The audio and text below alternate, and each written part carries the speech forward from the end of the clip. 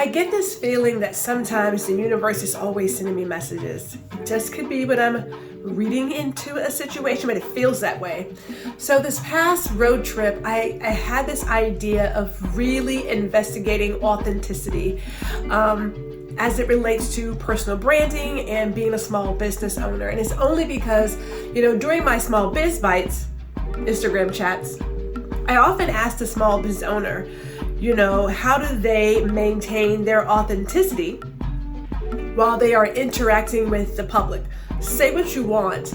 If you own a business, if you're part of any kind of organization, to a certain extent, you are attached to that entity. And people look at what you do to decide whether or not they want to support your business or not. And if you're a small business owner, even more so, right? So if you're like the CEO, VP, or what have you, if you're the owner, if you're the operator, whatever it is, if you're in any kind of public limelight, if it's for 5 seconds, 55 minutes, whatever, people look at what you do. What you say, because we have gone past, in my opinion, when it comes to customer relationships, we've gone past just being blindly loyal to a brand. We do look at what a brand stands for. We do look at how they are active in our community or not active. We look at what they say. We look at what they do overall, right? All those things matter. So I was having this car ride back to Arlington, and I thought, let's talk about self-awareness, let's talk about authenticity, let's talk about personal branding. And sometimes some of these words or phrases become like buzzwords. We have heard about being authentic since 2020. There are more things about personal branding now than it was 2 years ago. And so I'm investigating it with other small business owners. Like, does it really matter? And how do you manage being authentic to yourself and still representing your brand? We'll say in a positive manner. So today, the Daily Calm, the topic was karma, right?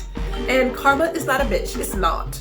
If you put out good juju, then good juju comes back at you, right? So everything is cause and effect, right?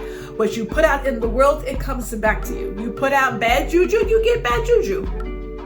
But everything that you do, your actions, your thoughts, has an effect, has an impact, right? So I was thinking to myself, oh, karma. And I know a lot of us immediately go to good karma and bad karma, and like, how do you really manage having good karma?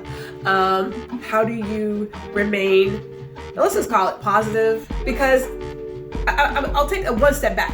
So when we talk about being authentic, and I mean this, you have to be true to you. Like, if you are wearing a mask daily, I can only imagine the stress of having to put up a front on a daily basis, the facade. And I am certain there are tons of studies that looked at this. If you just look at social media as a whole, the number of people who are faking the funk, I am certain they are stressed because they are just thinking, who is the one person who is going to be able to identify their lie, their fraud, right? Who's going to be that person? And this constant battle of keeping this fake face and putting up this front for the people. Like, that's ridiculous. That's a whole nother job in itself. But why? Or to always be positive and always be so in love and always just lavish. Those are lies. Now, this is a separate topic that I'm gonna dive into sometime in the next couple days. But let's go back to being authentic and karma. In my head, I believe when you are authentically you, there is no concern about how that impacts your business or your personal brand. Now, if you are a person who is filled with hate, then you gotta wrap your arms around that. Now, I don't know what happens with that, but wrap your arms around it. And let's just be honest, clearly, birds of a feather flock together. I mean, that's why we have like the KKK and neo-Nazis. Clearly, people do all feel that way. and that is their authentic self.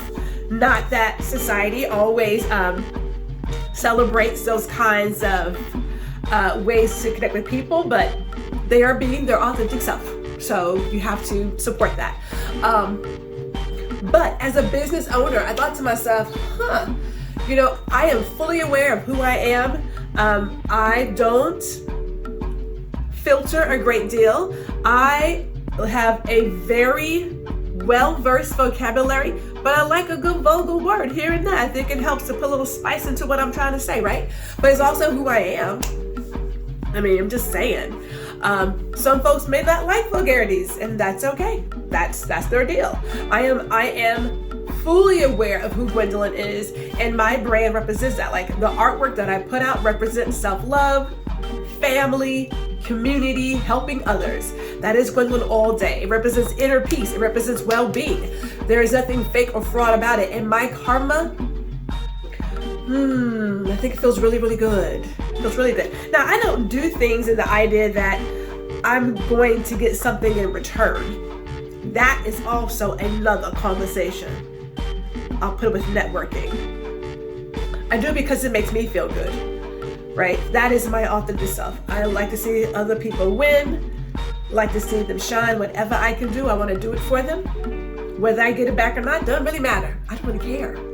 It's not like, well, I helped you out, you want to help me out. That's not how Gwendolyn rolls. It is just, this makes me happy, and to see other folks doing well, because we can all have a piece of this pie, then why not?